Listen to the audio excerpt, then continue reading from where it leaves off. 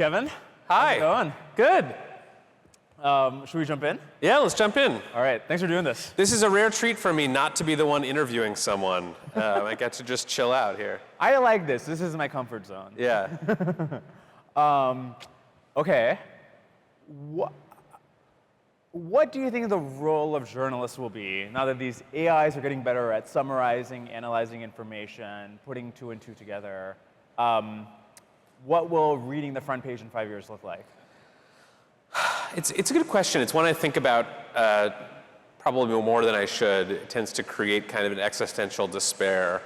But I think actually journalism is going to be okay. And I think what will happen over time with these AI models is that the job of journalism will sort of skew in the direction of collecting information, new facts, digging through documents, opening up a reluctant source, and maybe you'll do some sort of notebook dump to an AI model and it'll kind of assemble that into a story or a series of stories. Maybe there's a version at 400 words and a version at 800 words and a version at 1200 words.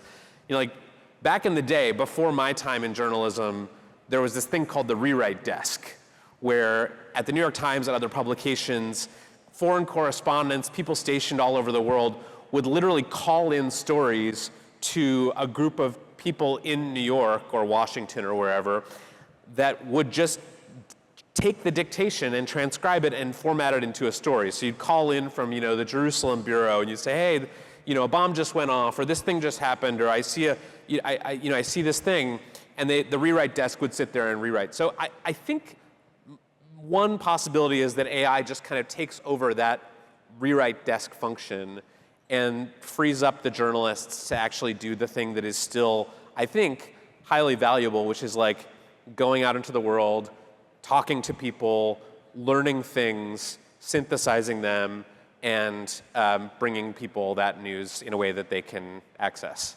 The learning things makes a lot of sense, just coaxing information out of people, building up context. The synthesizing thing feels like it's the exact comparative advantage of the AIs, right? So I wonder if the flow will be things happen in the world, human interaction with the world to figure out what's happening, and the AI is the thing that converts human output into the final output. Yeah, I think that's plausible. And just because people have so many different ways that they like to absorb information. Right. So I can imagine a version of a New York Times where you go in every day and your homepage is totally personalized to you. It has only the topics you care about, but then within that, it also has stories in the format that you like to read them. So you and I could be sitting next to each other, each with our app open, and you're reading an 800-word story because you really like 800-word stories, and I'm watching a short-form AI-generated video because I'm illiterate and I like short-form AI-generated videos. And both of those are sort of coming out of the same reporting process. So I can imagine that future too, but I'm curious, what do you think?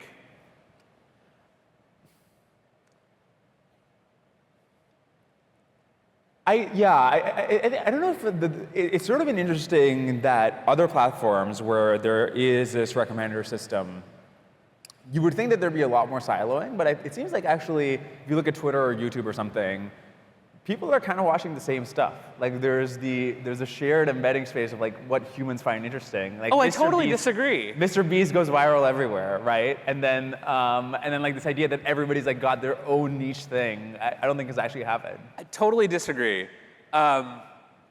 It's an interesting hypothesis, and I kind of wish it were true, because I like mass culture and I like watching things with other people. Like I like watching White Lotus when everyone else is watching White Lotus.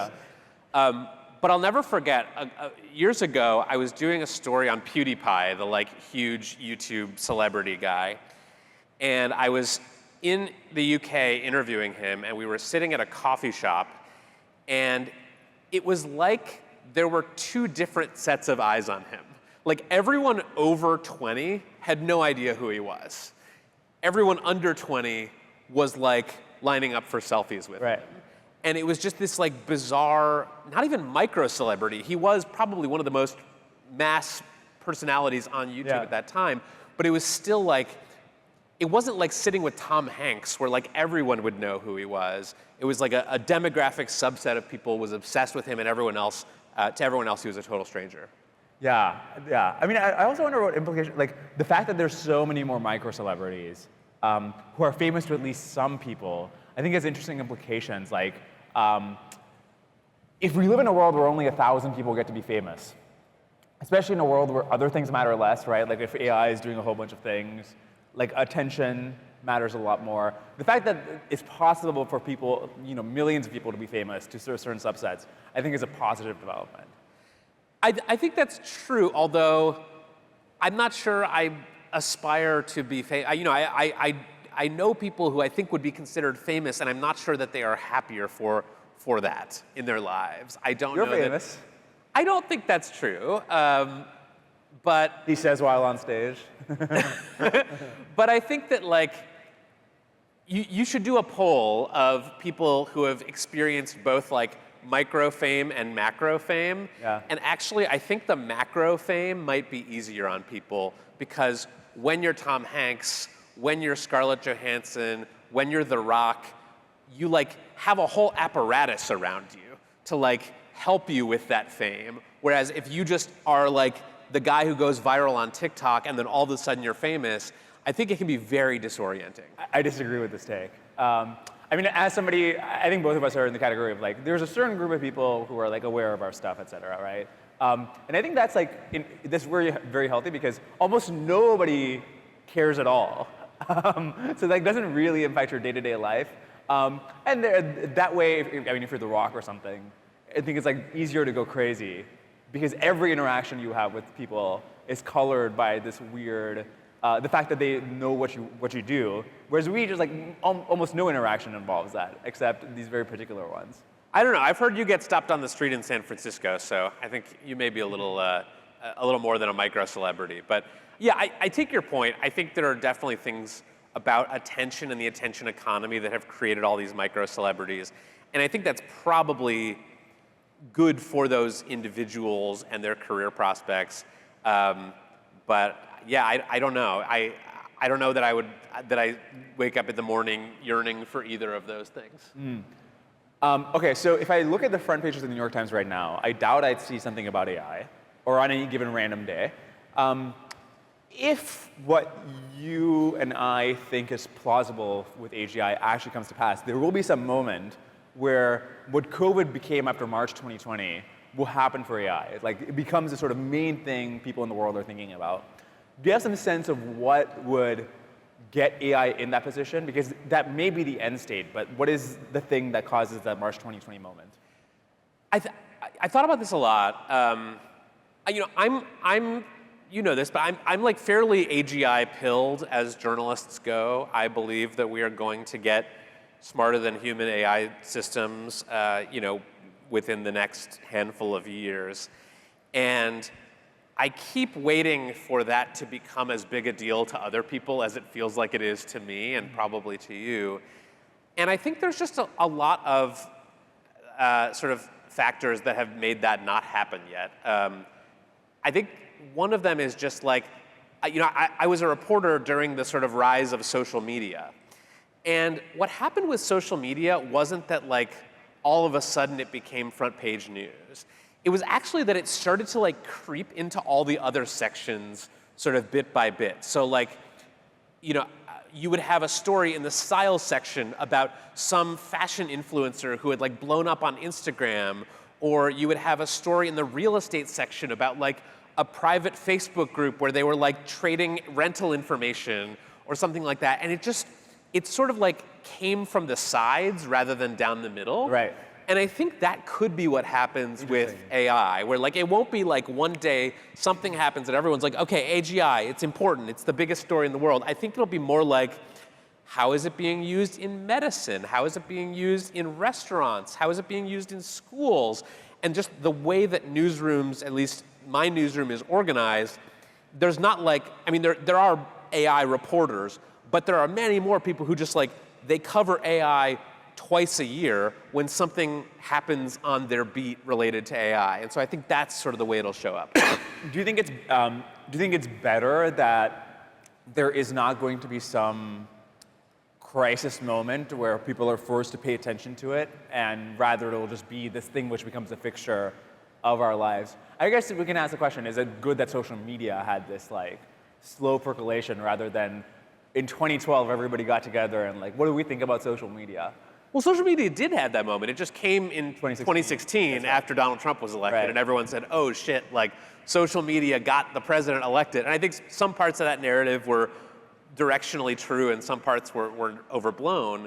But there was that moment with social media. But it came like after the actual like arc of influence had peaked, which is somewhat interesting.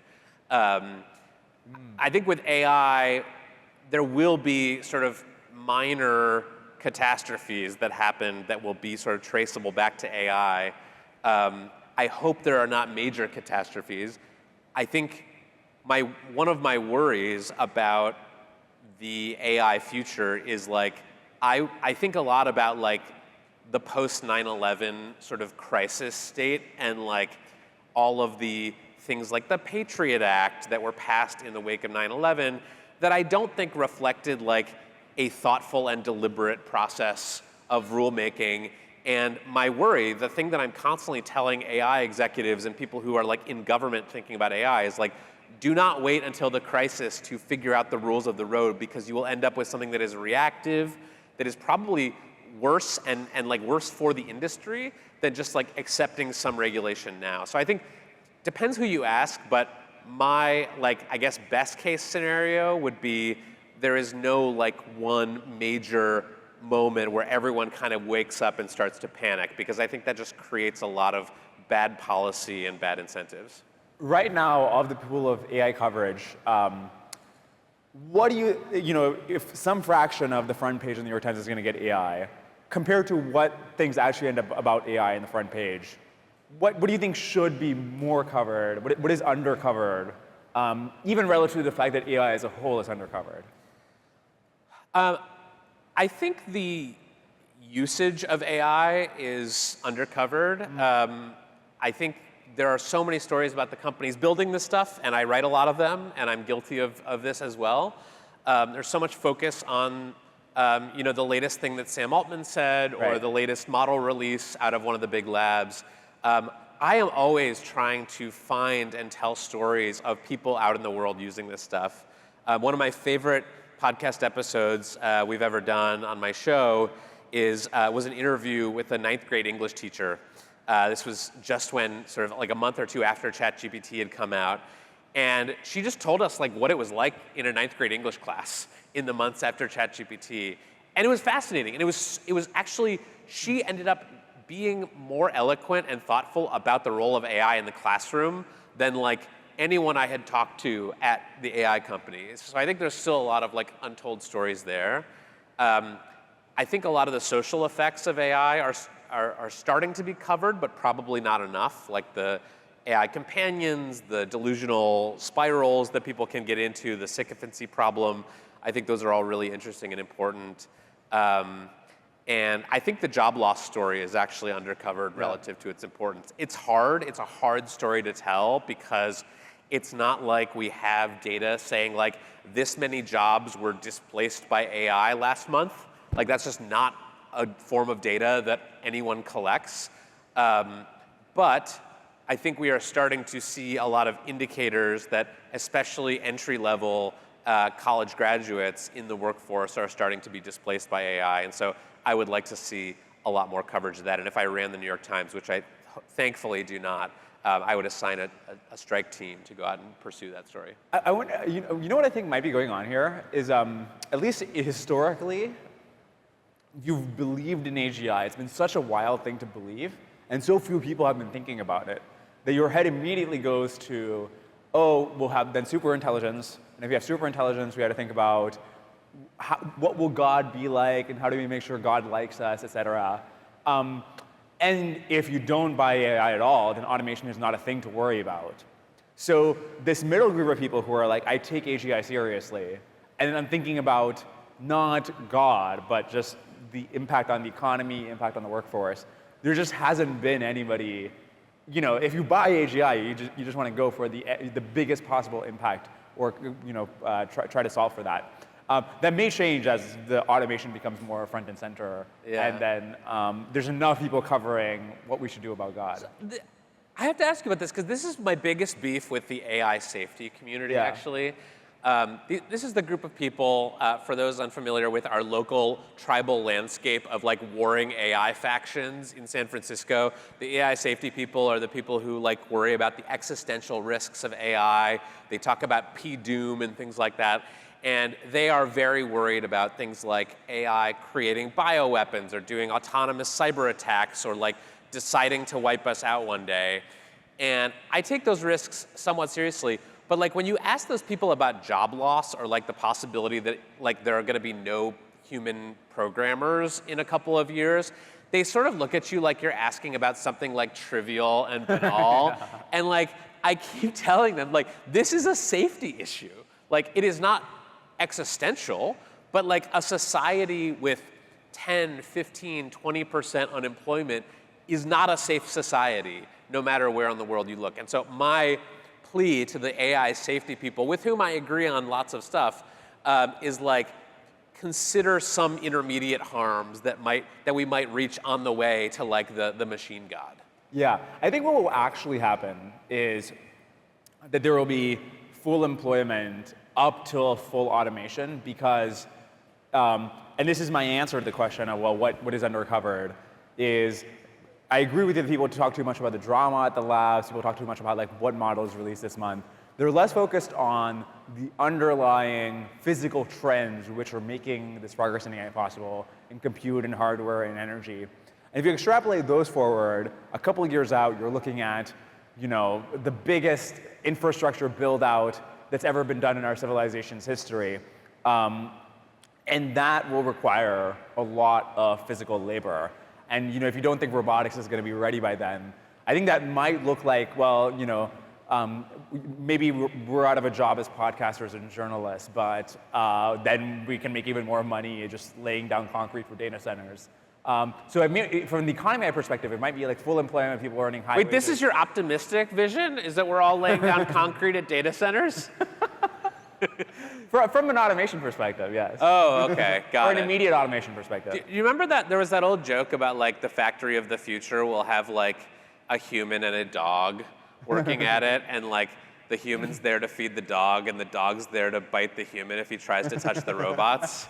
Like that's sort of the scenario I envision. But like I think you're right. We do need a lot more reporting about the chips industry, the semiconductors, the data centers.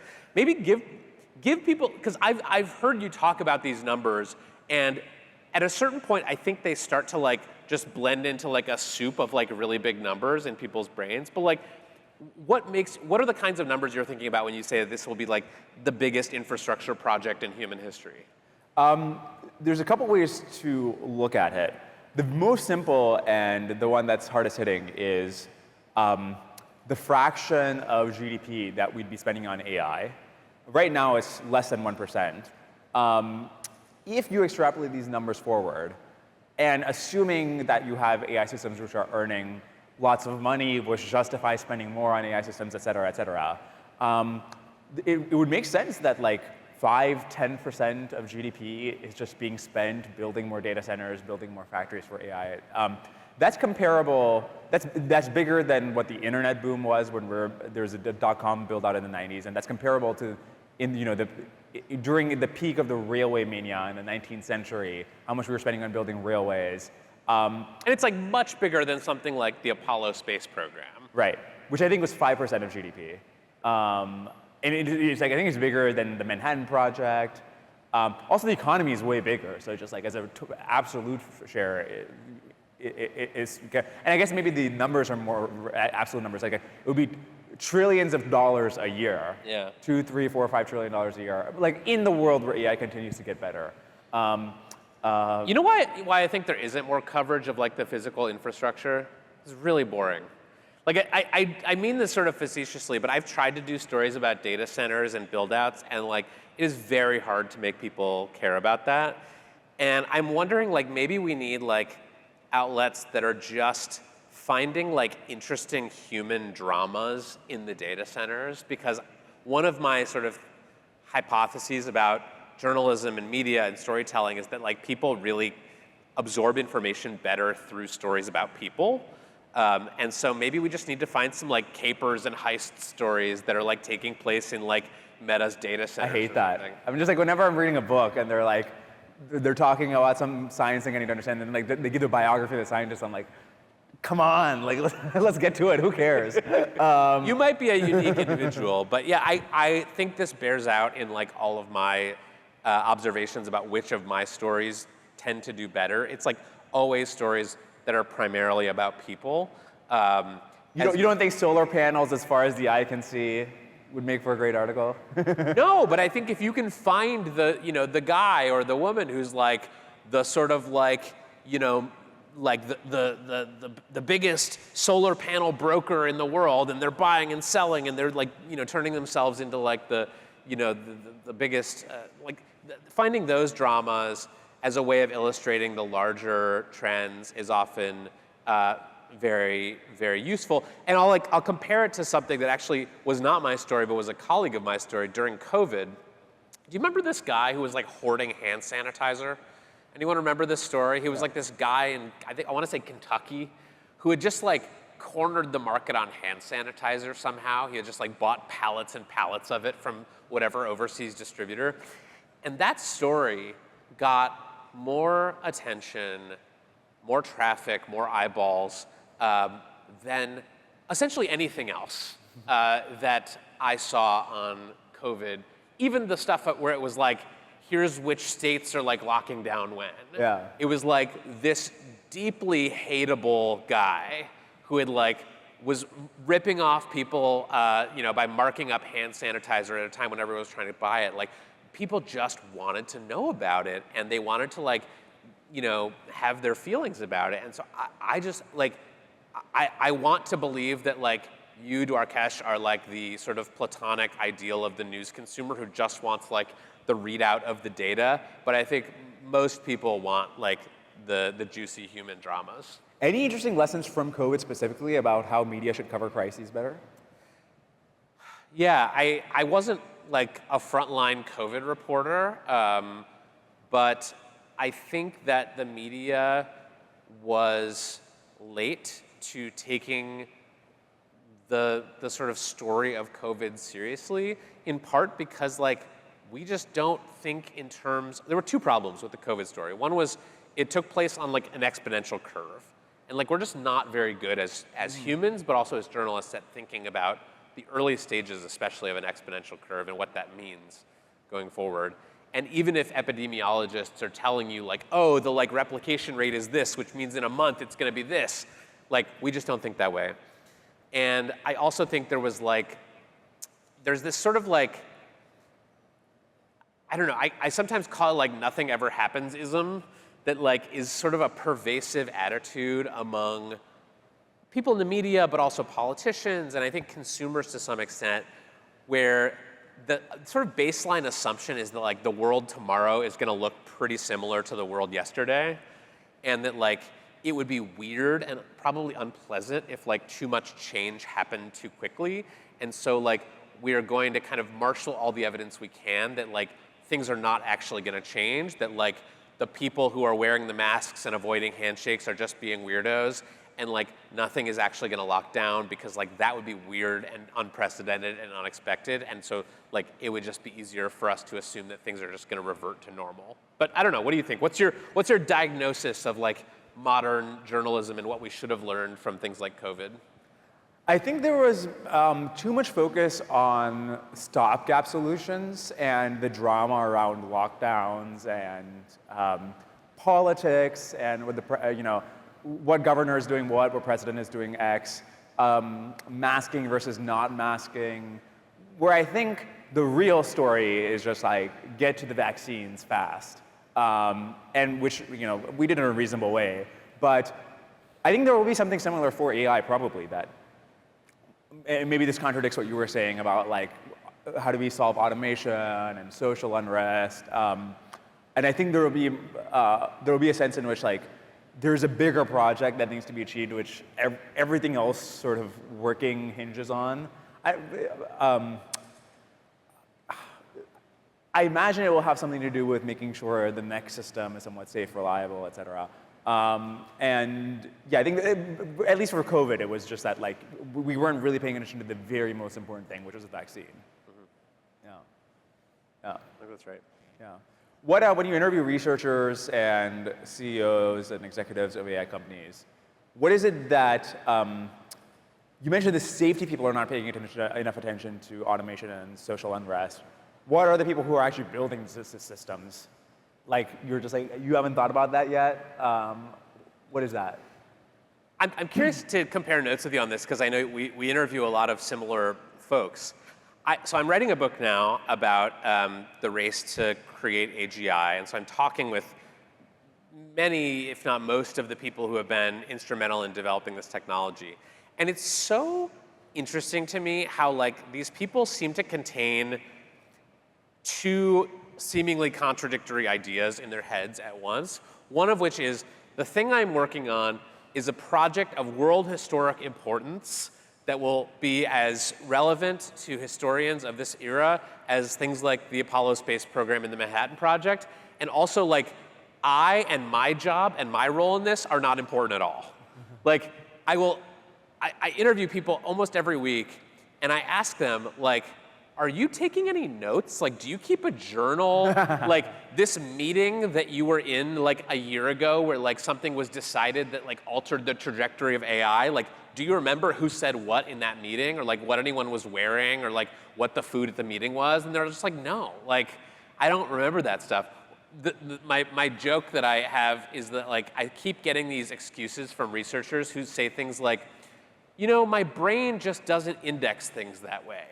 Like they do not conceive of themselves as characters in a larger story, even though I think intellectually they know that what they're working on is very important. So I think that's a blind spot that many of them have. Do you know if historically that's always been true? Like were the people working on the Manhattan Project or the Apollo Project, like did they think similar things about their work?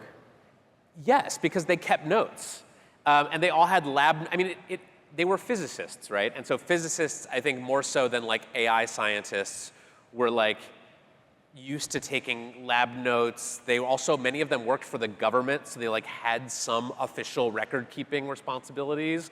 But what's happening to these AI companies now, it's all happening over Slack.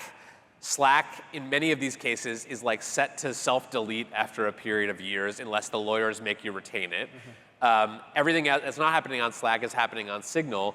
And so there's just like not a culture of record keeping. And so my new crusade that I'm on with these AI labs is to convince all of them to like hire teams of historians and archivists to just like... Their lawyers will love that. Oh my God, they hate it so much. They're like, are you kidding me? We would like willingly document what happens here so that people in the future could sue us to get the records.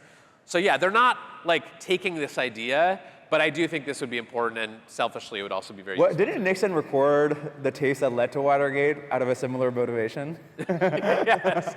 No, I mean, I think a lesson in there. like this is why like government science projects are often so much better documented than private sector projects, because they're just like, when you're spending taxpayer dollars on something, you actually have to like do reports to Congress and like keep notes of what you're spending money on and stuff like that.